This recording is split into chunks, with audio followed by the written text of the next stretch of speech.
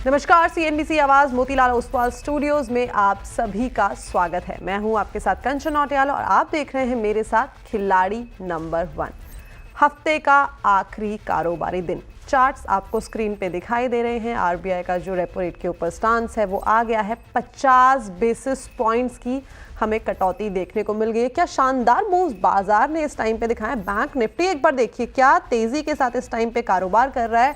अच्छी खासी 1% तक की तेजी हमें देखने को यहाँ पे मिल गई है। इनफैक्ट जो सीआरआर है वहाँ पे भी हमें चार्ट ब्रांचेस में करीबन 1% की कटौती होती हुई दिखाई देगी। सितंबर से ये जो कटौती है वो हमें देखने को मिलेगी। इसके साथ ही जो लिक्विडिटी है मार्केट में वो भी अच्छी खासी बढ़ती हुई दिखाई देने वाली है। सीआर में अच्छा खासा कट देखने को मिला है 50 बेसिस पॉइंट्स का।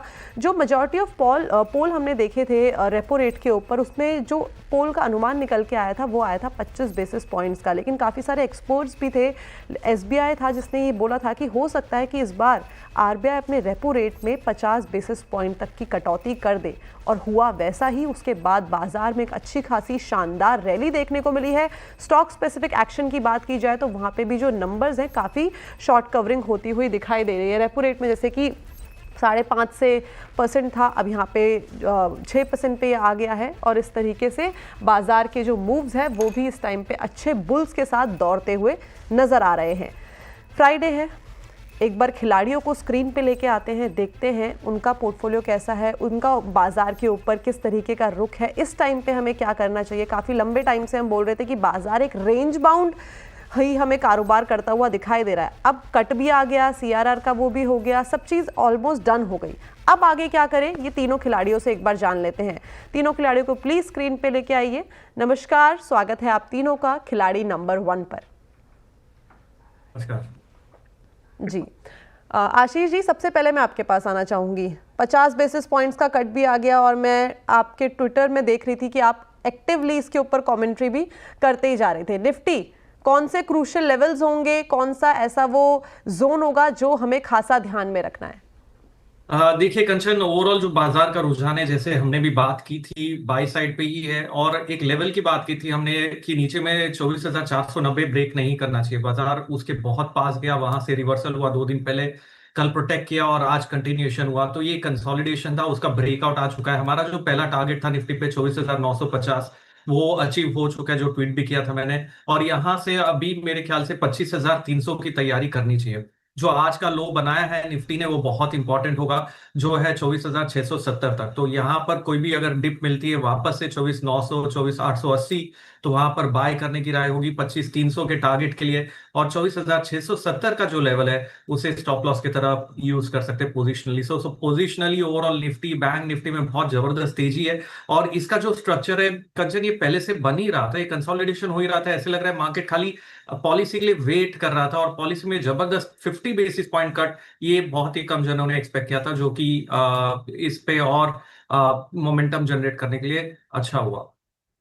ओके, तो आशीष जी की तरफ से इस टाइम पे मार्केट में क्या करना है और क्या नंबर्स जो हैं वो इस टाइम पे स्पेसिफिकली हमें ध्यान रखने हैं। हरीश जी हमारे साथ अभी जुड़े नहीं है, लेकिन ओम जी के पास चलते हैं और जानते हैं कि उनका इस टाइम पे मार्केट के ऊपर किस तरीके का स्टांस है, क्या देख रहे हैं। Over to you sir. Good morning Kanchan ji, good morning friends, good morning सभी दर्शकों को। इनफैक्ट हमने बैंक निफ्टी में देखा था कि जो ऑलमोस्ट 4 से 6 महीने का ड्यूरेशन में था, बैंक निफ्टी ने आउट परफॉर्म किया था निफ्टी को, और वही आज हमें लीड करता हुआ भी दिखाई दे रहा था कि मेजरली जो अपसाइड टू मूवमेंट जो आने वाली थी वो ऑब्वियसली बैंक निफ्टी में ही हमें देखने को एक्सपेक्टेड था। बैंक निफ्टी भी जो रेपो रेट घटाने का जो रेट कम हुआ है, वो थोड़े थोड़े मार्केट कहीं ना कहीं वो लेक मान के चल रहा था, और ऐसा भी हुआ है। और आज जितने भी फाइनेंशियल सेक्टर स्टॉक हैं उनमें काफी अच्छा हमें ट्रैक्शन देखने को मिल रहा है। तो ओवरऑल अभी अगर मोमेंटम की बात किया जाए तो बैंकिंग स्टॉक में काफी अच्छी मोमेंटम बनी रहेगी, और स्टॉक स्पेसिफिक एक्शन भी यहाँ पे बना हुआ रहेगा। और अगर हम छोटे चुनिंदा स्टॉक या फिर स्मॉल कैप या फिर मिड कैप भी जो लास्ट एक वीक से थोड़ा म्यूटेड टेरिटरी में जो दायरे में जो ट्रेड कर रहे थे, उनमें भी काफी अच्छा आज वॉल्यूम्स पिकअप हुआ है। तो हम ओवरऑल रोटेशनल बेसिस पे हम स्टॉक स्पेसिफिक एक्शन हम चूज करेंगे। ओके, तो ये थी ओम जी की तरफ से इस टाइम पे ओवरऑल मार्केट के ऊपर व्यू। ब्रॉडर मार्केट किस तरीके के दिखाई दे रहे हैं और साथ में क्या मेजर लेवल्स हैं जो आपको खासा इस टाइम पे ट्रैक करने हैं। हरीश जी भी हमारे साथ ओवर द कॉल जुड़ गए। हरीश जी गुड मॉर्निंग। गुड मॉर्निंग सभी दर्शकों को मेरे नमस्कार। जी। मार्केट में देखा जाए तो देखिए फाइनली मार्केट में एक छोटा सा ब्रेकआउट आने दिख रहा है। तो मुझे लग रहा है कि इमीडिएट रेजिस्टेंस है 25,100 का। तो मुझे लग रहा है कि वहां तक एक्सपेक्ट कर सकते हैं निफ्टी में एक दो दिन में। तो फाइनली मार्केट मुझे लग रहा है कि फाइनली एक क्रॉसओवर दे चुका है ब्रेकआउट, और मुझे लग रहा है मोमेंटम बिल्कुल अपसाइड में रहेगा। और बैंक निफ्टी जैसे पैनलिस्ट ने बताया, मुझे लग रहा है कि बैंक निफ्टी में और तेजी देखने मिल सकती है आगे। ओके, तो तीनों ही गेस्ट से हमने जान लिया है कि किस तरीके का इस टाइम पे लग रहा है बाजार का मूड माहौल। अगर ब्रॉडर मार्केट की वैसे बात करी जाए तो मूड माहौल तो इस टाइम पे पॉजिटिव मोमेंटम में ही हमें बनता हुआ दिखाई दे रहा है। निफ्टी बैंक में देखिए इसने अपने रिकॉर्ड लेवल्स को टच कर लिया है, करीबन 1.5% की तेजी हमें यहाँ पे भी आती हुई दिखाई दे गई है। और जो ऑल ओवर द सेक्टर हम आज बात करें बाजार में, इंस्टेड फार्मा एक्सेप्ट कर लीजिए, लेकिन पूरा ही मार्केट इस टाइम पे अच्छा खासा चीयर कर रहा है आरबीआई की पॉलिसी को। चलिए आगे बढ़ते हैं और एक बार चेक करते हैं कि रिटर्न कार्ड किस तरीके का इस टाइम पे इसकी तस्वीर जो है दिखाई दे रही है। सबसे पहले अगर आशीष जी की रिटर्न की तरफ नजर डाली जाए तो 10.2% का अपसाइड यहाँ पे देखने को मिल रहा है। हरीश जी 2% के रिटर्न के साथ इस टाइम पे स्टिक अराउंड है, और ओम जी का जो पोर्टफोलियो है वो दिखा रहा है इस टाइम पे रिटर्न करीबन 1% का। एक बार पोर्टफोलियो भी चेक कर लेते हैं। शुरुआत करते हैं ओम जी के पोर्टफोलियो के साथ, देखते हैं किस तरीके का इस टाइम पे। जेएसपीएल खरीदारी की राय थी, प्रॉफिट बुकिंग की सलाह, टारगेट जो था 995। ग्राविटा की बात करी जाए तो यहाँ पे एग्जिट की पोजीशन ले ली गई है 2225। उनो मिंडा में होल्ड 1230 के टारगेट, और नवीन फ्लोरिन में होल्ड की सलाह जहाँ पे है टारगेट 5300। एक बार ओम जी से बात कर लेते हैं। ओम जी जी यहाँ, हाँ जी। जी आज आपकी मेरी तरफ से। पहली जी मेरी पहली पिक यहाँ पे रहेगी केपीआई ग्रीन टेक पे। काफी अच्छा कंसोलिडेशन के बाद एक रेंज बाउंड मूवमेंट में ऊपर साइड में हमें आता हुआ दिखाई दे रहा है। करेंट भाव 517 का है। इसका स्टॉप लॉस हम रख सकते हैं 502, और इसका टारगेट रहेगा 590। ओके, केपीआई ग्रीन यहाँ पे 502 का आपको लगाना होगा स्ट्रिक्ट स्टॉप लॉस। लेकिन ओम जी इसके अलावा कोई और स्टॉक आपके रडार पे केपीआई ग्रीन के अलावा? जी दूसरी क्योंकि ये स्टॉक। वाला स्टॉक हम ले नहीं सकते हैं इसलिए। जी कोई बात नहीं, दूसरी स्टॉक है स्विगी के ऊपर मैं यहाँ पे काफी अच्छा एक इटरनल में हमने देखा था कि मोमेंटम, तो आज एक स्विगी में मोमेंटम बनता हुआ दिखाई दे रहा है। करेंट भाव 370 है। इसका स्टॉप लॉस हम रख सकते हैं 662, और इसका टारगेट रहेगा 415 का। तो पिक ओम जी की तरफ से हमने चेंज होती हुई देख ली है। स्विगी आपको इस टाइम पे रडार में रखना है, 362 का आपको लगाना है स्ट्रिक्ट स्टॉप लॉस, और जो आपको टारगेट देखने को मिल सकते हैं that is around 415।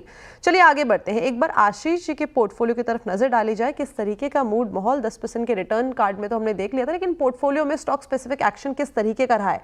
Swan energy की बात करें तो एग्जिट की पोजीशन टारगेट जो थे वो थे 507 के, और 360 वैम में प्रॉफिट बुकिंग की सलाह 1180 के यहाँ पे थे टारगेट। आशीष जी आपकी तरफ से आज की पहली पिक। देखिए मेरी जो पहली पिक होगी वो है चोला फिन होल्डिंग्स पे, जो 1840 के आसपास कामकाज कर रहा है वो वाला स्टॉक है, क्योंकि चोला फिन में दो तीन स्टॉक्स है। तो चोला फिन होल्डिंग्स की मैं बात कर रहा हूँ। यहाँ पर लॉन्ग पोजीशंस क्रिएट की जा सकती है और इंटरेस्ट सेंसिटिव सेक्टर में हम अभी ऑलरेडी देख सकते हैं काफी अच्छा मोमेंटम बना हुआ है, और यहाँ से एक अच्छा मूव आने की गुंजाइश है वापस से यहाँ पे। तो चोला फिन होल्डिंग्स पे बाय है। यहाँ पे स्टॉप लॉस लगाना होगा 1780 का, और टारगेट है 2010 का। ओके, 2010 का टारगेट है, 1718 के आपको लगाने होंगे यहाँ पे स्टॉप लॉस। चोला फाइनेंस होल्डिंग, ये आशीष जी की तरफ से पहली कॉल हमें आती हुई दिखाई दी है। चलिए आगे बढ़ते हैं। एक बार हरीश जी के पोर्टफोलियो की तरफ नजर डालते हैं, किस तरीके का मूड माहौल मोमेंटम किस तरीके के जनरेट हो रहे हैं पोर्टफोलियो में। 2% के ऑल ओवर रिटर्न देखने को मिले थे। स्टॉक स्पेसिफिक बात करें तो डिवीज लैब में एग्जिट की सलाह, टारगेट थे 6950 के, और एकल फाइनेंशियल की बात करी जाए तो यहाँ पे जो टारगेट थे वो थे 9100 के, और इरेडा यहाँ पे 192 के टारगेट थे, लेकिन एग्जिट की यहाँ पे सलाह दे दी गई है। हरीश जी आपकी तरफ से टॉपिक क्या होगी? देखिए जैसे हमने देखा है रियल एस्टेट में अच्छा खासा मोमेंटम है। मुझे लग रहा है कि इस सेक्टर में और एक स्टॉक है जो कंटिन्यूस अप ट्रेंड में है, जो है लोधा मैक्रोटेक डेवलपर्स। मुझे लग रहा है कि मैक्रोटेक डेवलपर्स में अभी मोमेंटम बाकी है। मुझे लग रहा है कि बाइंग करना चाहिए करंट लेवल्स पे, और स्टॉप टारगेट्स बनेंगे मेरे 1565 का, और स्टॉप लॉस रहेगा 1450 का। मुझे लग रहा है मैक्रोटेक डेवलपर्स एक करंट लेवल्स पे बाइंग की राय है। ओके, तो मैक्रोटेक डेवलपर यानी कि लोधा यहाँ पे इस टाइम पे हरीश जी को पसंद आ रहा है। अगर टारगेट देखा जाए वो देखने को मिल सकता है 1565 with a strict stop loss of 1450। एक एक पिक हमें मिल गई है तीनों ही गेस्ट की तरफ से। आशीष जी, मैं वापस से आपके पास आना चाहूंगी, आपकी तरफ से कोई दूसरी कॉल? नहीं, दूसरे कॉल के लिए मैं फिलहाल वेट करना चाहूंगा, अभी दूसरी कॉल नहीं दूंगा क्योंकि ऑलरेडी मार्केट में बाइंग आ चुकी है। थोड़ा सा अगर डिप मिलता है तो बेटर अपॉर्चुनिटी मिलेगी।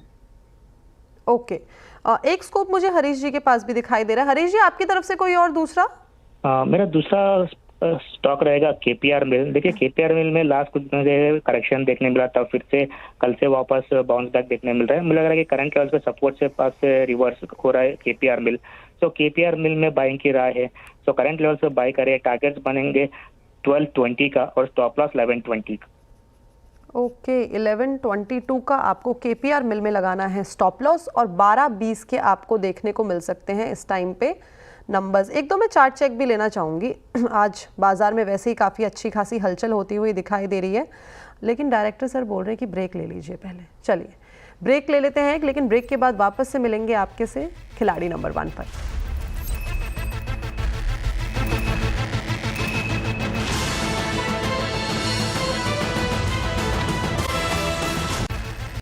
तो चलिए एक बार फिर से स्वागत है आप सभी का खिलाड़ी नंबर 1 में। बाजार में तो अच्छी खासी तेजी देखने को मिल रही है। आरबीआई की जो पॉलिसी है वो भी हमने देख ली है, 50 बेसिस पॉइंट का कट आ गया है। इस मूड माहौल को थोड़ा सा डाइवर्ट करते हैं, देखते हैं और भी क्या अच्छी चीज़ें हमें देखने को मिल रही है। देखिए, पीएम मोदी आज जम्मू कश्मीर को 46,000 करोड़ की सौगात देंगे। साथ ही चिनाब नदी पर दुनिया के सबसे ऊंचे रेल का भी उद्घाटन करेंगे। यूएसबीआरएल प्रोजेक्ट से कश्मीर तक वंदे भारत ट्रेन से पहुंचना आपके लिए काफ़ी ज़्यादा आसान हो जाएगा। वहीं यूएसबीआरएल रेलवे लिंक परियोजना की लंबाई करीबन अगर हम देखें तो 272 किलोमीटर्स की है। इसमें करीबन 39 टनल और 943 छोटे बड़े पुल हैं। साथ ही साथ ये प्रोजेक्ट पर इरकॉन के जीएम अश्वनी दयाल से हमारी संवाददाता दीपाली ने बात की है। देखते हैं कि क्या है वो खास बातचीत। दीपाली, एशिया की सबसे लंबी टनल फॉर द ट्रांसपोर्टेशन इसी रूट पर बनाई गई है और इरकॉन ने ही बनाई है, उसके बारे में बताएं। इरकॉन ने जब 2013 में सबसे पहले बनाई थी तब भी वो सबसे लंबी टनल थी, 11 किलोमीटर की T80, जिसको पीर पंजाल टनल कहते थे, जो कि हमको बनिहाल लाई, ट्रेन को बनिहाल लाई वैली से। उसके बाद एशिया की सबसे लंबी लॉन्गेस्ट ट्रांसपोर्टेशन टनल जो बनाई हमने T50-51, जो 13 किलोमीटर की है, जो सुंबर से खड़ी को जोड़ती है, वो इरकॉन ने पूरी की। और उसको उस रूट पे माननीय प्रधानमंत्री जी ने पिछले साल 20 फरवरी को इनॉग्रेशन कर दिया था। ट्रेन चल रही है रेगुलरली, जो कि हमें संगलदान पहुंचाती है। और आज की डेट में जो सावलकोट सेक्शन है, जहां पे इरकॉन ने 2 बड़ी मेजर टनल और बनाई हैं, जो 11 किलोमीटर की और 6 किलोमीटर की है, तो आज उसका इनॉग्रेशन होगा और हम सच में बहुत गौरवान्वित महसूस कर रहे हैं और बहुत अच्छा लग रहा है। मेरा रोल इसमें सिग्नलिंग, टेलीकॉम और टनल कम्युनिकेशन का रहा, जिसमें ट्रेन रेल की आवागमन को सुरक्षित रखने के लिए और सारी सुरक्षा सेवाएं प्रदान करने के लिए। सुरक्षा के लिहाज से मेरा आखिरी सवाल आपसे था, चूंकि कई लंबी लंबी टनल इस पूरे रूट पर बनाई गई है, तो सुरक्षा के लिहाज से क्या कुछ इंतजाम किए गए हैं? अगर कोई इस तरह की कहा जाए कि वेदर चैलेंज आता है तो उससे कैसे डील किया जा सकता है? देखिए, जो ये एक हमारा मानक है कि जो भी 3.5 किलोमीटर से लंबी टनल होती है उसमें एक एस्केप टनल बनाई जाती है। तो हर एक बड़ी लंबी टनल के साथ एस्केप टनल पैरेलल में रन करती है और हर 375 मीटर पे एक क्रॉस पैसेज होता है। और सारी जितनी भी टनल है, इस पे हर 50 मीटर पे एक कैमरा लगा हुआ है। और इसी तरह से एस्केप टनल में भी है। इसमें SOS save our soul phone लगे हुए हैं, इमरजेंसी फोन भी जिनको कहते हैं, जिसमें यात्री अगर किसी कारणवश कुछ होता है तो डायरेक्टली उतर के उसको कोई नंबर की जरूरत नहीं है, सिर्फ पुश बटन दबा के इमरजेंसी कॉल कर सकता है। और हर स्टेशन पे एक टनल कंट्रोल रूम है, फुल्ली इक्विप्ड है, जिससे सेवाएं प्रदान की। लास्ट सवाल मेरा यही कि जिस तरह से आप जिक्र कर रहे थे 2003 से इस प्रोजेक्ट की शुरुआत हो गई थी, तो कितना लंबा वक्त लगा? जो समय सीमा तय की गई थी उससे हालांकि हम काफी पीछे रहे, लेकिन आखिरकार वो सपना पूरा हुआ, इस बारे में बताइए। देखिए, जो 2002 से लेके और 2013 तक का हमारा स्टिपुलेटेड टाइम था वैली में, बहुत टर्बुलेंट टाइम था, बट उस टाइम पे तो हमने बिल्कुल टाइम पे काम खत्म कर दिया था। बट ये जो पोर्शन है जहाँ पे सड़कें बहुत जल्दी टूट जाती हैं, लैंडस्लाइड, भूस्खलन बहुत होता है, तो इस इलाके में टनलिंग करना मुश्किल था। थोड़ा लाइन अलाइनमेंट चेंज हुआ, कुछ चीजों में उसमें वक्त लगा, बट हाँ फिर भी हमने एक देश का सपना पूरा किया। ओके, तो वंदे भारत, तो एक खास बातचीत दीपाली नंदा ने की है। चलिए, रेलवे की बात हो रही है, इतनी बड़ी बड़ी चीज़ें हमें अपने देश में देखने को मिल रही है। हालांकि जो टाइम लाइन है उससे थोड़ा सा पीछे था, लेकिन फाइनली अपनी डेस्टिनेशन में जो चीज़ पहुंचनी थी वो पहुंच गई है। आशीष जी, इस टाइम पे कोई रेलवे स्टॉक में आपको बढ़िया स्टॉक दिख रहा हो, कौन सा है वो, कौन सा पिक कर सकते हैं? देखिए, रेलवे का हमने एक दिया था स्टॉक, इरकॉन इंटरनेशनल 2 दिन पहले ही दिया था, जहां पर हमने 12-13% वो स्टॉक चला था। वो स्टॉक अभी भी रडार पर है, वहां से एक माइनर डिप मिली है। यहाँ पर अगर स्टॉक करीबन 210 के लेवल के आसपास मिलता है तो फिर से लॉन्ग करने की राय होगी। ऊपर में टारगेट 230 का देखा जा सकता है, तो स्ट्रॉन्ग आउट परफॉर्मेंस इस स्टॉक में देखा गया और आगे चल के भी मेरे ख्याल से 230 का आंकड़ा भी ये पार कर सकता है। ओके, इरकॉन इंटरनेशनल, और वहीं पे उन्हीं के मैनेजमेंट से बात भी की जा रही थी, अश्वनी दयाल जी से। हरीश जी, इस टाइम पे बैंकिंग में अच्छी खासी शानदार हमें तेजी देखने को मिल रही है, क्या बढ़िया मूव मिल रहे हैं? एक बार कैनरा बैंक का चार्ट देख लीजिए प्लीज। हाँ, अगर कैनरा बैंक का चार्ट स्ट्रक्चर देखते हैं, देखिए पहले कुछ दिनों पहले ही ब्रेकआउट दिया था स्टॉक प्राइस में, और आज के दिन थोड़ा बहुत प्रॉफिट बुकिंग देखने मिल रहा है मोस्टली सारे पीएसयू बैंक में। लेकिन ओवरऑल सेटअप अभी भी तेजी का ही है, लेकिन हो सकता है कि माइनर डिप्स देखने मिल सकता है क्योंकि प्री रैली हो चुका है ऑलरेडी। तो इमीडिएट सपोर्ट जोन बन रहा है कि 110 के अराउंड। तो मुझे लग रहा है कि 110 के अराउंड मिलता है तो बिल्कुल एक बार बाइंग करना चाहिए, करंट पे थोड़ा अवॉइड करें और डिप्स में बाई करने की राय है। 110 के अराउंड मिलता है तो बिल्कुल बाई करने की राय है। ऊपर मुझे लग रहा है कि पोजिशनल में 125 और 127 तक मुझे लेवल्स देखने मिल सकते हैं कैनरा बैंक में। ओके, तो ये थी राय कैनरा बैंक के ऊपर। इस टाइम पे 1.25% की यहाँ पे हमें थोड़ी सी कमजोरी आती हुई दिखाई दे रही है, लेकिन ओवरऑल सेटअप की बात समझे तो वो पॉजिटिव मोमेंटम बना हुआ है बैंकिंग का। चलिए, इसी के साथ वक्त हो गया है अगेन एक छोटे से ब्रेक का। आप कहीं मुझे आएगा, ब्रेक के बाद काफ़ी सारी और भी चीज़ें हैं जो हम आपके लिए लेके आएंगे।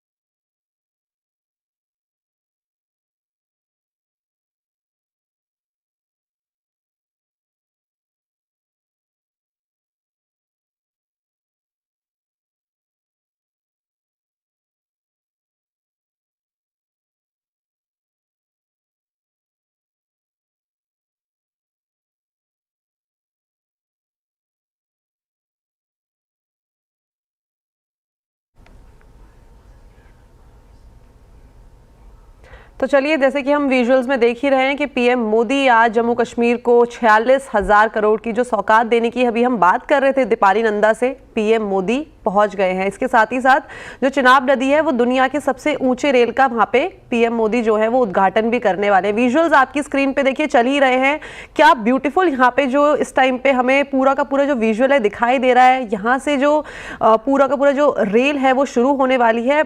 एक काफ़ी बड़ी चीज़ है ये हमारे देश में, जैसे जैसे हम देख रहे हैं कि रेलवे इंफ्रास्ट्रक्चर को लेकर जिस तरीके से जोरों शोरों से पूरी की पूरी तैयारी की जा रही है ताकि कनेक्टिविटी को हर जगह तक पहुंचाया जा सके। आपको याद होगा कि मैंने एक रेलवे पे ऊपर एक कंप्लीटली लिंक भी किया था जहां पे यही बात चल रही थी कि गवर्नमेंट जिस तरीके से फोकस कर रही है रेलवे इंफ्रास्ट्रक्चर पे काफ़ी शानदार है और आगे 2027 के लिए जो टारगेट्स है वहां पे भी काफ़ी ज़्यादा हमें शानदार चीज़ें देखने को मिल सकती है। ये अनुमान जताया जा रहा है गवर्नमेंट की तरफ से भी और स्टॉक स्पेसिफिक एक्शन भी उस तरीके का ही देखने को मिल रहा है। चलिए, एक बार वापस से आते हैं बाजार के ऊपर, देखते हैं कि जो पोर्टफोलियो है वो किस तरीके का है, उसको एक बार रैप अप करते हैं। रिटर्न कार्ड एक बार चेक किया जाए, देख लेते हैं किस तरीके के नंबर्स यहाँ पे पुट आउट होते हुए दिखाई दे रहे हैं। पोर्टफोलियो चेक कर लेते हैं आशीष कयाल जी का। चोला फाइनेंस खरीदारी की राय थी, टारगेट दिया गया था 2010 का। एक बार रिटर्न कार्ड देखते हैं कि चोला फाइनेंस में कितने रिटर्न्स हमें इस टाइम पे आते हुए दिखाई दे रहे हैं। यहाँ पे करीबन 1.65% की तेजी देखने को मिल रही है। आगे बढ़ते हैं और नेक्स्ट पोर्टफोलियो की तरफ नजर डाली जाए तो ओम मेहरा जी का पोर्टफोलियो उनो मिंडा खरीदारी की राय थी, टारगेट था 1230 का। नवीन फ्लोरिन टारगेट था 5300 का और स्विगी 415 के टारगेट थे। रिटर्न कार्ड देखते हैं किस तरीके का परफॉर्मेंस तीनों ही स्टॉक का देखने को मिल रहा है। उनो मिंडा में करीबन 1.25% की मजबूती, नवीन फ्लोरिन यहाँ पे डाउनवर्ड ट्रेजेक्ट्री में है 0.56% की, लेकिन स्विगी में यहाँ पे हमें करीबन 0.15% के गेन्स देखने को मिल रहे हैं। मूविंग फॉरवर्ड, हरीश जी का एक बार पोर्टफोलियो नजर डाली जाए। ओरेकल फाइनेंशियल यहाँ पे खरीदारी की राय थी, टारगेट था 9100 का। मैक्रोटेक यानी कि लोधा यहाँ पे टारगेट था 1565 का। और केपीआर मिल, आज मैक्रोटेक केपीआर मिल टारगेट था 1220 का। रिटर्न कार्ड एक बार देख लेते हैं। ओरेकल फाइनेंशियल में मंदी देखने को मिल रही है करीब 1% की। मैक्रोटेक की बात करी जाए तो तेजी यहाँ पे देखने को मिल रही है करीबन 1% की। और केपीआर मिल इस टाइम पे एंटायरली फ्लैट बेसिस पे कर रहा है कारोबार। मुनाफा मीटर, आशीष जी का पोर्टफोलियो यहाँ पे अच्छा खासा चमकता हुआ नजर आ रहा है। देखिए करीब 15.5% के अच्छे खासे रिटर्न यहाँ पे देखने को मिल रहे हैं। ओम मेहरा जी करीबन 3.51% यानी कि 4% की मजबूती के साथ इनका पोर्टफोलियो कामकाज कर रहा है। हरीश जी यहाँ पे 0.91% की तेजी के साथ बैठे हुए, लेकिन स्क्रीन पे विजिबल है आशीष जी का पोर्टफोलियो काफी शानदार यहाँ पे नजर आ रहा है। आशीष जी, हाँ जी, अच्छी खासी लीड हमें यहाँ पे देखने को मिल गई है। कांग्रेचुलेशंस आशीष जी के पोर्टफोलियो में। देखते हैं किस तरीके के नंबर्स हमें डे एंड में देखने को मिलते हैं। आप तीनों का बहुत बहुत शुक्रिया हमारे साथ जुड़ने के लिए। ऑल द बेस्ट इस खिलाड़ी नंबर 1 के लिए। नंबर्स जब आएंगे और साथ में वापस से आपसे जल्द मुलाकात होगी।